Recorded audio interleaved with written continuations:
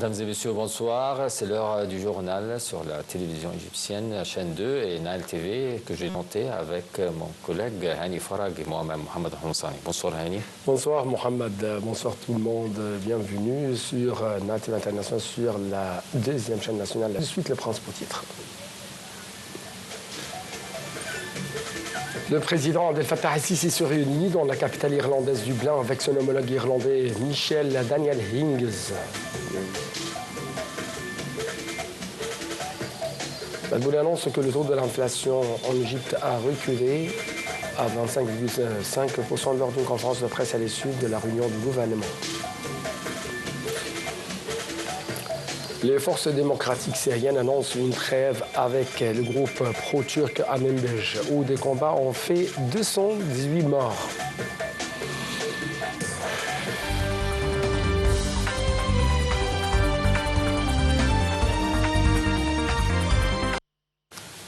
Et on commence avec la une des actualités. Le président Abdel Fattah el-Sisi a quitté la capitale irlandaise Dublin au terme d'une tournée européenne qu'il a déjà menée au Danemark et en Norvège. Le président s'était réuni aujourd'hui à Dublin avec son homologue irlandais Michael Daniel Higgins. Les discussions des deux chefs d'État ont principalement porté sur les éventuelles perspectives de coopération ainsi que sur la coordination entre les deux pays. Les deux chefs d'État se sont accordés à augmenter le volume des échanges commerciaux et des investissements entre les deux pays. Ils se sont également mis d'accord à organiser des missions commerciaux mutuelles et à augmenter la participation des sociétés irlandaises dans les marchés égyptiens qui assurent de grandes facilités dans les divers secteurs. M. Sisi et Higgins ont par ailleurs examiné le développement de la situation dans le Moyen-Orient et les efforts de l'Égypte en faveur d'un cessez-le-feu et de la libération des otages et des détenus dans les territoires palestiniens. Les efforts visant à assurer l'acheminement des aides humanitaires sans conditions entraves ont également fait sujet de discussion. En fait, à son arrivée au siège de la présidence irlandaise, le président Abdel Fattah el-Sisi a signé dans les livres d'or en présence de son homologue irlandais Michael Daniel Higgins. Le président Sisi a affirmé que les relations égypto-irlandaises sont historiques et distinguées par une longue coopération dans plusieurs domaines. Le président Sisi a d'autre part souligné que cette visite était une bonne chance pour renforcer le partenariat entre l'Égypte et l'Irlande et le promouvoir dans de nouvelles perspectives de coopération dans les domaines de l'économie, de la culture et du développement.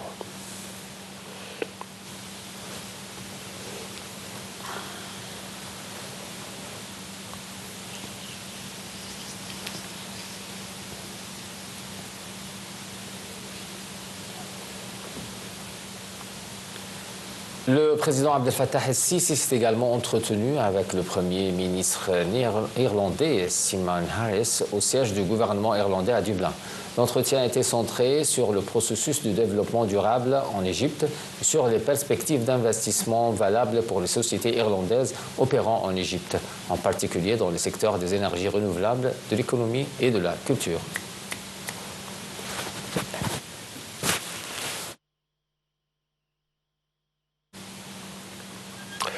D'autre part, le président Abdel Fattah el-Sisi a dirigé les efforts continus de l'État pour promouvoir les droits de l'homme égyptien dans leur sens global, sur la base de la volonté de l'État d'y parvenir de manière à garantir aux citoyens égyptiens une vie digne et stable, et à garantir la jouissance de leurs droits et consolide les fondements de la citoyenneté, de la souveraineté, de la loi et de la non-discrimination.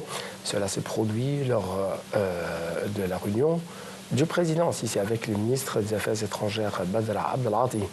Monsieur le Président a également insisté sur la nécessité de poursuivre les efforts à sensibiliser les citoyens aux droits de l'homme au sein de toutes les institutions de l'État, ainsi qu'améliorer la prise de conscience générale des droits et des devoirs, insistant sur l'importance de continuer à développer le cadre législatif et institutionnel pour soutenir le succès de cette démarche.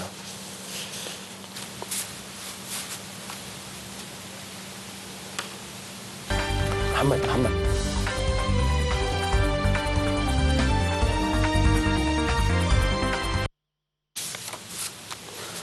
Le Premier ministre Moustapha Madbouli a présidé aujourd'hui la réunion hebdomadaire du Conseil des ministres qui était axée sur des dossiers économiques et industriels. Lors de la conférence de presse tenue à la suite de la réunion, M. Madbouli a déclaré que les visites du président Abdel Fattah el-Sisi à l'étranger font relancer les relations économiques et augmenter l'afflux des investissements en Égypte. M. Madbouli a indiqué que l'actuelle tournée européenne du président el-Sisi a été centrée sur le renforcement des relations de l'Égypte avec ces pays à tous les niveaux. Le chef du gouvernement a d'autre part annoncé que le taux de l'inflation en Égypte a reculé à 25,5% et que la réserve de la trésorerie a monté à 47 milliards de dollars au cours du mois dernier. M. Madbouli a par ailleurs dévoilé que 10 sociétés seront proposées au cours de l'année prochaine à travers une offre publique d'acquisition à la bourse ou à travers un partenariat avec les partenaires stratégiques. Il a ajouté que l'État étudiait actuellement la restructuration et le développement de quelques 59 autorités économiques.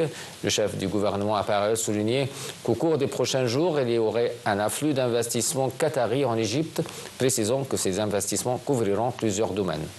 Évoquant le dossier industriel, M. Madbouli a rappelé l'intérêt accordé par l'État à l'industrie et les efforts déployés pour assurer davantage de facilités et de primes pour attirer les investissements locaux et étrangers à ce secteur vital. Il a également abordé les efforts que déploie l'État pour ouvrir plus de marchés mondiaux aux produits égyptiens. Le commandant général des forces armées, ministre de la Défense, le général d'armée Abdelmajid Sakr, a assisté à la phase principale de l'exercice tactique mené par les troupes de Qahir 3 pour un nombre d'unités de l'armée. L'exercice comprend les forces de l'Est du Canal pour la lutte contre le terrorisme, le 3e corps d'armée, les forces de la garde frontière et les forces spéciales dans le cadre du plan d'entraînement de combat des unités des forces armées.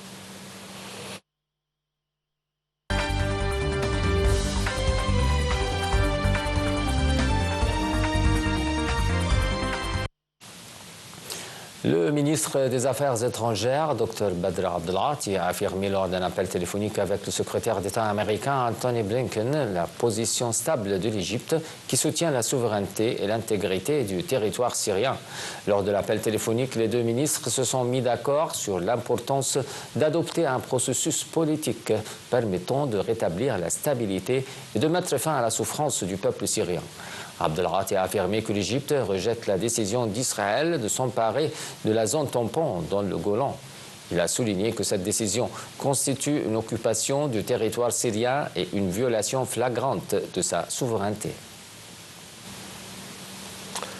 D'autre part, le Premier ministre chargé de la transition en Syrie, Mohamed al-Bashir, tout juste nommé, a assuré aujourd'hui que la coalition dirigée par les factions qui a chassé du pouvoir Bachar al-Assad garantira les droits de toutes les confessions au lendemain de sa nomination pour diriger le gouvernement transitoire jusqu'au 1er mars. Al-Bashir a souligné que son gouvernement garantiront les droits de tous les peuples et de toutes les confessions en Syrie. Al-Bashir a appelé également les Syriens de l'étranger, dont quelques 6 millions, soit un quart de leur population, à rentrer chez eux pour reconstruire et faire prospérer le pays où sunnites, alaouites et chrétiens ou encore kurdes cohabitent. Le Kremlin a dit aujourd'hui être en contact avec les nouvelles autorités en Syrie, notamment concernant l'avenir des 2 bases militaires russes dans le pays après la chute de Bachar al-Assad. Le porte-parole de la présidence russe, Dmitry Peskov, a déclaré que c'est nécessaire de maintenir des contacts avec ceux qui contrôlent la situation en Syrie, car les Russes ont une base là-bas et une représentation diplomatique, et que les questions liées à la sécurisation de ces installations sont extrêmement importantes. Le Kremlin a dit vouloir une situation stabilisée le plus vite possible en Syrie et a condamné les frappes d'Israël et son déploiement près du Golan occupé, indiquant que ces déploiements ne contribuent guère à la stabilisation de la situation dans une Syrie déjà déstabilisée.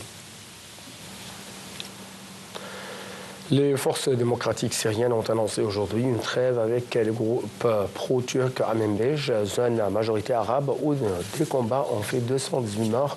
Mazoum Abdi, commandant des forces démocratiques syriennes, a déclaré qu'ils sont parvenus via une médiation américaine à un accord de cessez-le-feu à Manbij, ajoutant que les combattants du conseil militaire de Manbij se retireront de la zone dès que possible.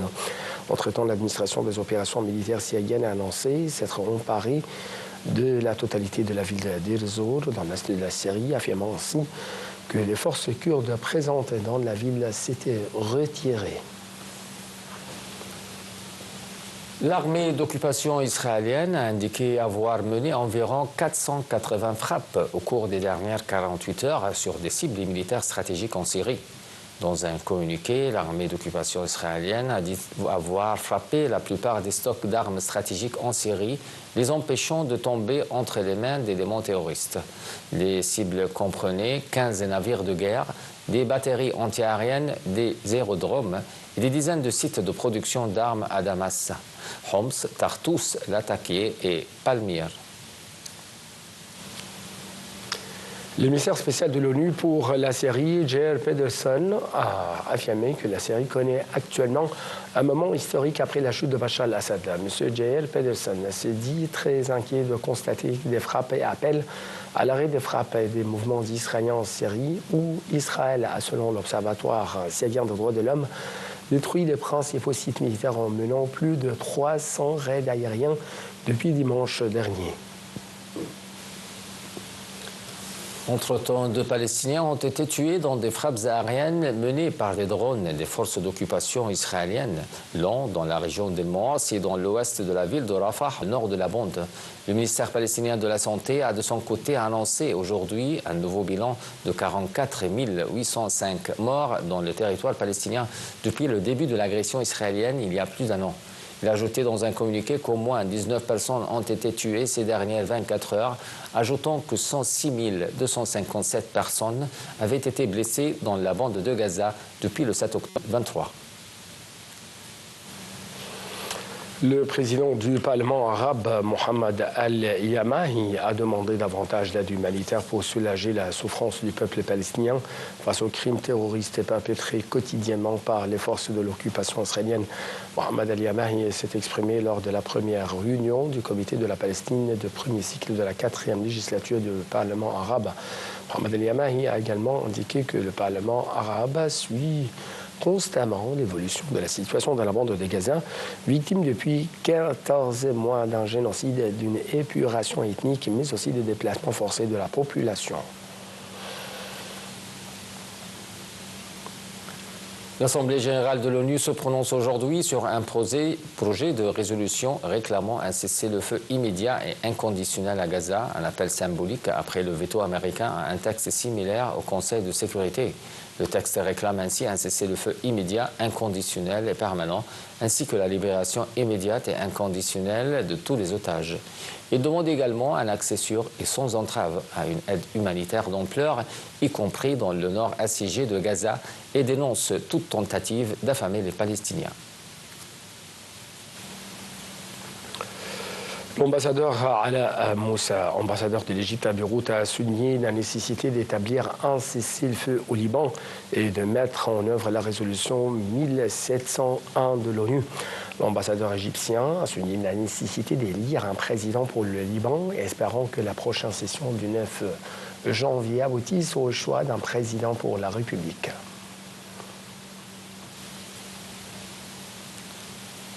L'armée israélienne a émis un avertissement concernant la poursuite de l'interdiction pour les Libanais de regagner leur maison dans des dizaines de villages du sud du Liban, et ce jusqu'à nouvel ordre. De son côté, le président du Parlement libanais, Nabih Berri, a écarté l'idée que les développements en Syrie aient un impact négatif sur le Liban. Berri a confirmé que la date des élections présidentielles prévues pour le 9 janvier demeure inchangée malgré les évolutions actuelles, et ce, malgré les rumeurs sur les demandes de report de ces élections pour des consultations supplémentaires sur les personnalités candidates à la présidence.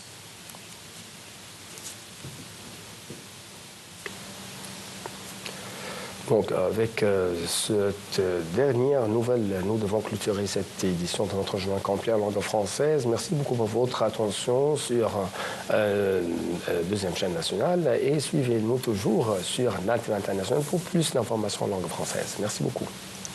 Merci.